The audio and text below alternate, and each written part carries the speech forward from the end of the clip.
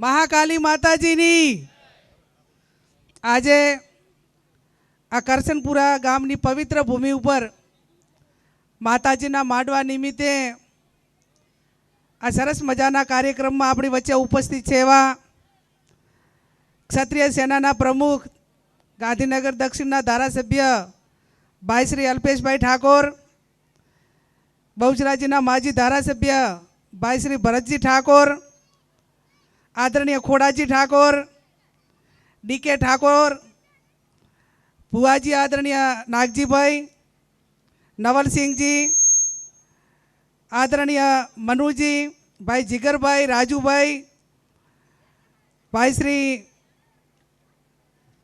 અજીતભાઈ, રણછોડભાઈ, stage ઉપર બિરાજમાન સૌ નામી અનામી વરિષ્ઠ આગેવાનો, ગામના આમંત્રણને માન આપીને વધારે મહેમાનો, કરશનપુરા ગામના તમામ સમાજના મારા સૌ વડીલો, યુવાન ભાઈઓ અને બહેનો, ભાઈ શ્રી અલ્પેશભાઈએ ખૂબ વિગતથી વાત કરી છે. એમને વર્તમાન સમયની અંદર આપણે બધાએ શું કરવાનું થાય એની ખૂબ ઝીણવટપૂર્વક એક ઠપકાના રૂપે કહો, લાગણીના રૂપે કહો, અને 21મી સદી ટેકનોલોજીની સદી છે તો એમાં આપણે કઈ રીતે આગળ વધવું એમને ખૂબ સારી સમજણ આપણને બધાને આપી છે, પ્રેરણા આપી છે. કરશનપુરા અને આ વિસ્તાર એ ઇન્ડસ્ટ્રી એટલે ઘણી બધી બહારની કંપનીઓ સાથે આ વિસ્તાર ડેવલપિંગ પણ થયો છે અને સાથે અહીંયા ખેડૂતોની જમીનો એ મોટા પ્રમાણમાં વેચાણી અને એની અંદર કંપનીઓ બની આવી વાત પણ કરી છે. મહેરબાની કરીને પેટે પાટા બાંધીને પણ કોઈ નાના મોટી લાલચમાં આવીને હવે જેટલા ને જેની પાસે છે એ ના વેચવું એવી બે હાથ જોડીને વિનંતી.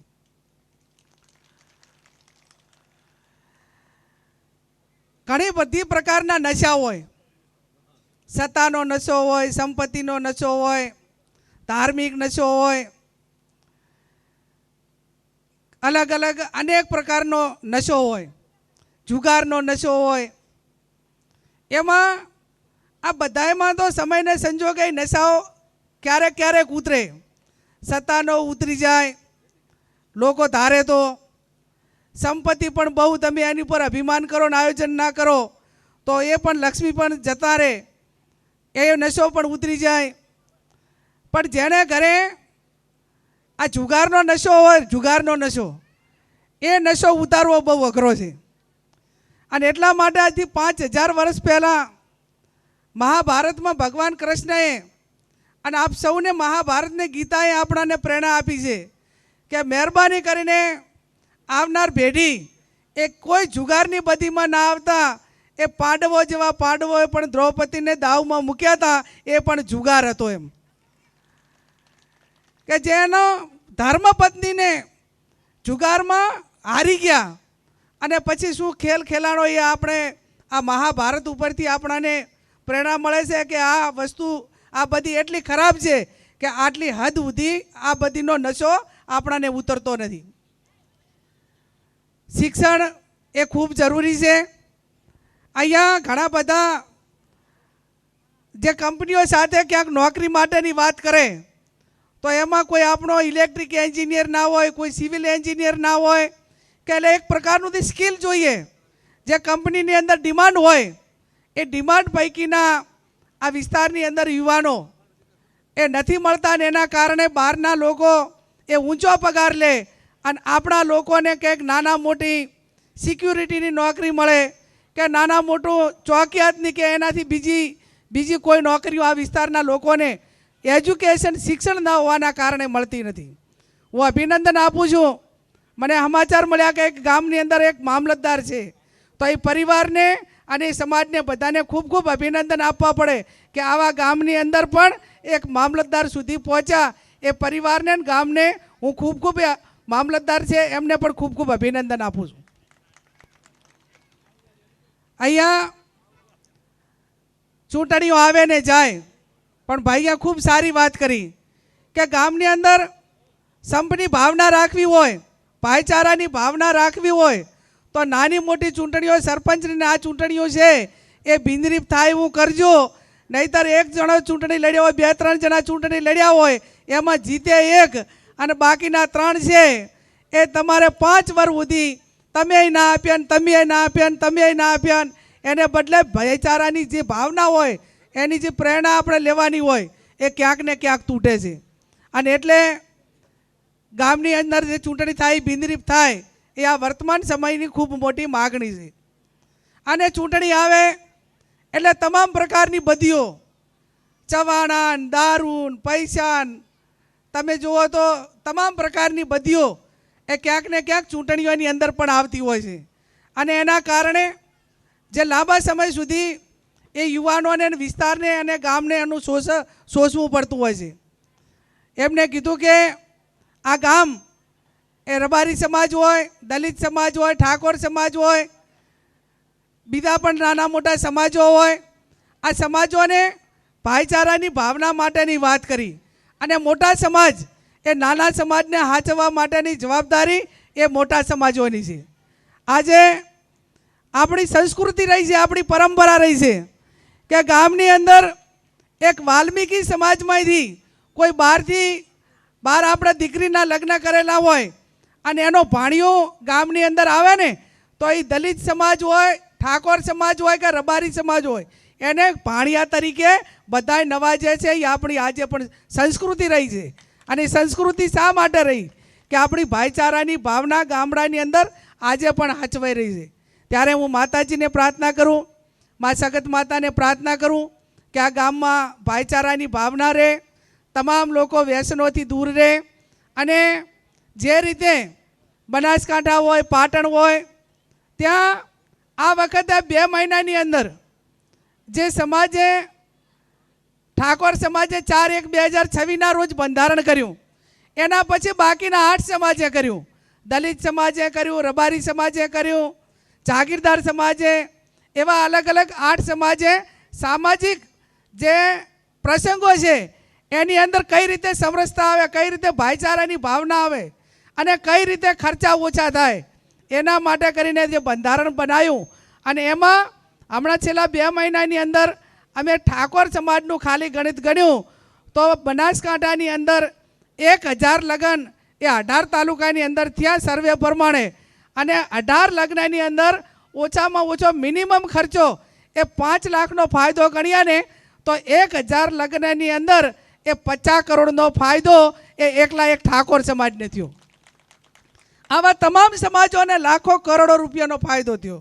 ત્યારે મારે સ્ટેજના આગેવાનોને વિનંતી કરવી છે કે આ વિસ્તારમાં અમદાવાદ, ગાંધીનગર, મહેસાણા આ 3 જિલ્લા એ જે બનાસકાંઠા, પાટણ અને વાવ, થરાદ આ 3-4 જિલ્લાનું જે બંધારણ થયું એવું ને એવું બંધારણ આ વિસ્તારની અંદર સમરસતા લાવવા માટે કરીને કરે. એના હિસાબે કરોડપતિની દીકરીના લગ્ન હોય તો એટલું જ, અને એક નાનામાં નાનો ગરીબ પરિવારની દીકરીના લગ્ન હોય તો પણ એટલું જ એની અંદર ખર્ચો કરી શકાય આવું બંધારણ લાવ્યું. એના કારણે આ 2 મહિનાની અંદર બનાસકાંઠા કે એ વિસ્તારની અંદર જ્યારે અખાત્રી આવતી એ ટાઈમે પહેલાં દીકરા દીકરીના લગ્ન હોય તો કાં તો જમીન ગીરવે મૂકવી પડે, કાંઈ તો એની અંદર જે આપેલી હોય તો ઉપાડ લેવો પડે, અને ઉપાડ ન આપે તો એ વેચવી પડે એમાંથી થોડા ઘણી. આ 2 મહિનાની અંદર આટલા લગ્નો થયા પણ એક પણ વીઘો જમીન ક્યાંય ગીરવે નથી મૂકી, કોઈએ વેચી નથી કે એની અંદર ઉપાડ નથી લીધો. આ બંધારણ કર્યું એટલા માટે કરીને સમાજ કરોડોના ખર્ચામાંથી બહાર નીકળ્યો.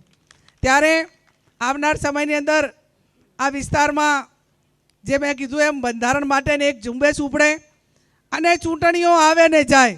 હું તો એટલા સુધી કહું છું કે કોઈ પણ સમાજ હોય તો એને રાજકીય આગેવાનો એ તમને પ્રેરણા પૂરી પાડશે, પણ જ્યાં સુધી સમાજમાં જાગૃતતા નહીં આવે, નીચેથી તળિયેથી સુધારો નહીં થાય, ત્યાં સુધી ધારાસભ્યો હોય, સંસદ સભ્યો હોય કે સરકારમાં બેઠેલા લોકો એ જેટલું પરિણામ લાવવા માગે છે એ તમારા સાથ સહકાર વગર આવી શકશે નહીં. એમાં નાનામાં નાનો માણસ, જેમ આપણે ભગવાન રામચંદ્ર ભગવાન એમને જે પુલ બાંધવાનો હતો, એક રામ સેતુ બાંધવાનો હતો, લંકામાં જવાનું હતું, એમાં એક નાનામાં નાનો ખિસકોલીએ પણ એ રામચંદ્ર ભગવાનને મદદ કરી હતી. રેતમાં આલોટે ને વળી પાણીમાં પડે, રેતમાં આલોટે ને વળી પાણીમાં પડે, પણ એની ભાવના હતી કે હું પણ મારાથી થાય એટલી મદદ કરું.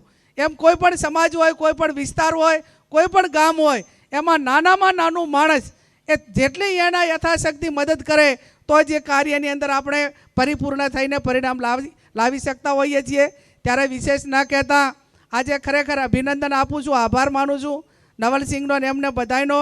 એમને આમ તો પાઘડી બંધાઈ છે, એ પાઘડીની આજે માતાજી શક્તિ માતાજીની સાક્ષીએ અને મહાકાલી માતાજીની સાક્ષી આપણે ખાતરી આપું છું કે એક બેન દીકરીના માથા ઉપર જ્યારે પાઘડી હોય ત્યારે એની અનેક ગણી જવાબદારી વધી જતી હોય છે. આજે તમે પાઘડી બંધાવી છે એને ક્યાંય કલંક ન લાગવા દઉં એની પણ હું તમને બધાને ખાતરી આપું છું.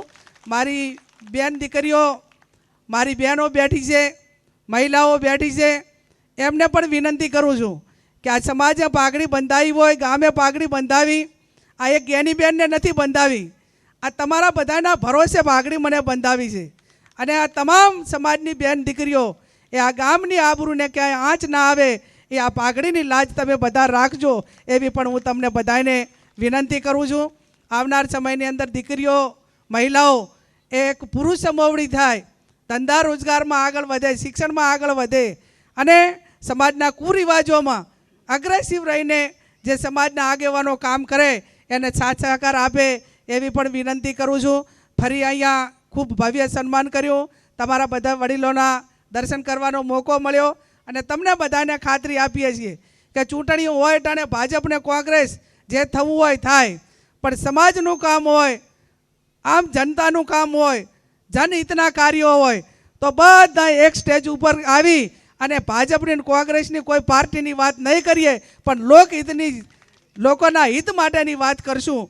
અને ક્યાંક એના માટે કાળી મજૂરી કરવી પડે તો પણ ગામડે ગામડે ફરીને કરશું. એ જ શબ્દ સાથે આપ સૌનો ખૂબ ખૂબ હૃદયપૂર્વક આભાર.